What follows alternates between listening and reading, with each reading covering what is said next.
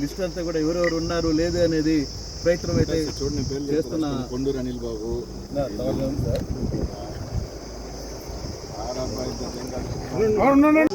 అనిల్ కార్యాలయం వెనకాల పోలీసులు పడుతున్నారు. పోలీసులు అడ్డుకునే ప్రయత్నం అయితే చేస్తున్నారు.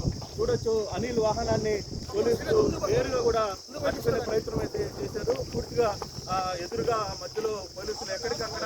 ఒక మాజీ ముఖ్యమంత్రి, ఒక పార్టీ అధ్యక్షుడు ఈరోజు నెల్లూరు నగరానికి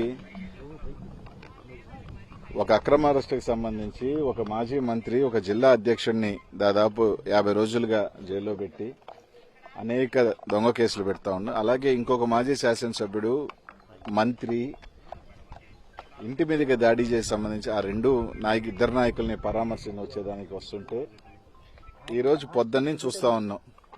దాదాపు ఏ జిల్లాలో నుంచి కాకుండా పక్క జిల్లాలో నుంచి కూడా 1000 మంది పోలీసులను నింపి దేనికి పెట్టారా అంటే బ్యారికేడ్లు పెట్టి ఎక్కడికెక్కడిగా ప్రజల్ని రానియకుండా, జనాల్ని ఏదైతే జగన్మోహన్ రెడ్డిని చూసేదానికో లేకపోతే జగన్మోహన్ రెడ్డి గారిని స్వాగతించేదానికో వచ్చే వాళ్ళందరినీ కూడా రానియకుండా అడ్డుకట్లు వేసిన చూడటం ఎక్కడైనా నాకు తెలిసి ఎప్పుడూ కూడా ఈ దేశ చరిత్రలోనే ఇట్లాంటి ఒక నిర్బంధం ఎక్కడా లేదు.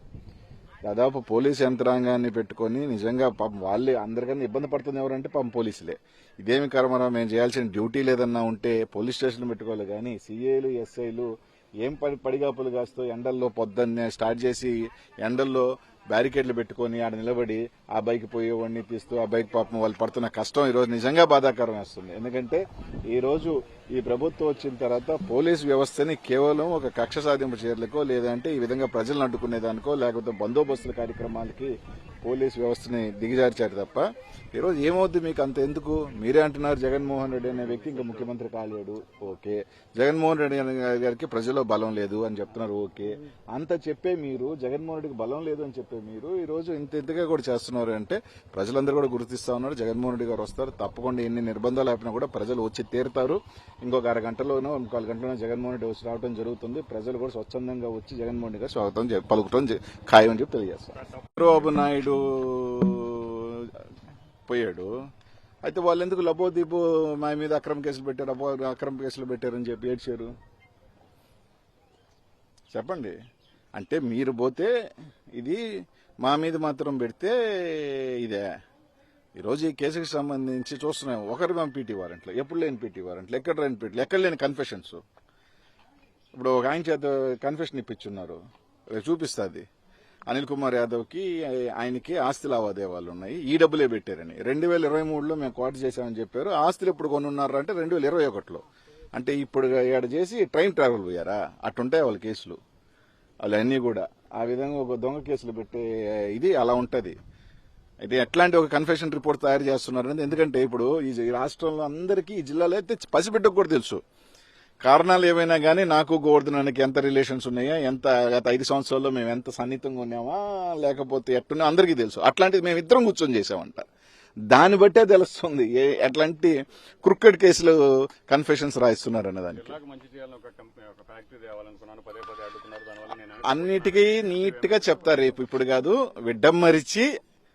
విడమ్మరిచి మంచి ఫ్యాక్టరీయా, ఏం ఫ్యాక్టరీ? ఆ ఫ్యాక్టరీ 6 నెలల క్రితమే చచ్చిపోయింది. ఆ ఫ్యాక్టరీ ఇప్పుడు కాదు, అది 6 నెలల క్రితమే ఆ ఫ్యాక్టరీ రాదన్న సంగతి వాళ్ళకి తెలుసు. కానీ కప్పిపుచ్చుకునే దానికి అన్ని కూడా చెప్తా, ఏం పర్లేదు, నిదానంగా దాని గురించి సెపరేట్ గా చెప్తా. అలాగే ఇంకొక మాజీ శాసనసభ్యుడు, మంత్రి ఇంటి మీదకి దాడి చేసి సంబంధించి ఆ ఇద్దరు నాయకుల్ని పరామర్శించి వచ్చేదానికి వస్తుంటే ఈరోజు పొద్దున్నే చూస్తా ఉన్నాం. దాదాపు ఏ జిల్లాలో నుంచి కాకుండా పక్క జిల్లాలో నుంచి కూడా 1000 మంది పోలీసులను నింపి దేనికి పెట్టారా అంటే బ్యారికేడ్లు పెట్టి ఎక్కడికెక్కడిగా ప్రజల్ని రానియకుండా, జనాల్ని ఏదైతే జగన్మోహన్ రెడ్డిని చూసేదానికో లేకపోతే జగన్మోహన్ రెడ్డి గారిని స్వాగతించేదానికో వచ్చే వాళ్ళందరినీ కూడా రానియకుండా అడ్డుకట్లు వేసిన చూడటం ఎక్కడైనా నాకు తెలిసి ఎప్పుడూ కూడా ఈ దేశ చరిత్రలోనే ఇట్లాంటి ఒక నిర్బంధం ఎక్కడా లేదు. దాదాపు పోలీసు యంత్రాంగాన్ని పెట్టుకుని నిజంగా పాపం వాళ్ళే అందరికన్నా ఇబ్బంది పడుతుంది ఎవరంటే పాపం పోలీసులే.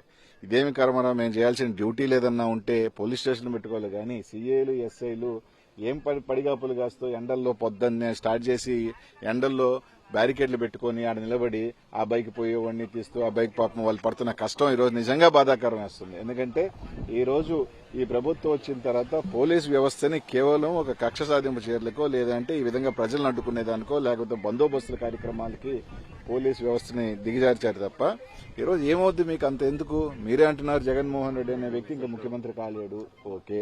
జగన్మోహన్ రెడ్డి గారికి ప్రజల్లో బలం లేదు అని చెప్తున్నారు, ఓకే. అంత చెప్పే మీరు జగన్మోహన్ రెడ్డికి బలం లేదు అని చెప్పే మీరు ఈ రోజు ఇంతగా కూడా చేస్తున్నారు అంటే ప్రజలందరూ కూడా గుర్తిస్తా ఉన్నారు. జగన్మోహన్ రెడ్డి గారు వస్తారు తప్పకుండా, ఎన్ని నిర్బంధాలు ఆపినా కూడా ప్రజలు వచ్చి తీరుతారు. ఇంకొక అరగంటలోనో 4 గంటలోనో జగన్మోహన్ రెడ్డి వచ్చి రావడం జరుగుతుంది. ప్రజలు కూడా స్వచ్ఛందంగా వచ్చి జగన్మోహన్ రెడ్డి గారు స్వాగతం పలుకుతాం ఖాయం అని చెప్పి తెలియజేస్తారు.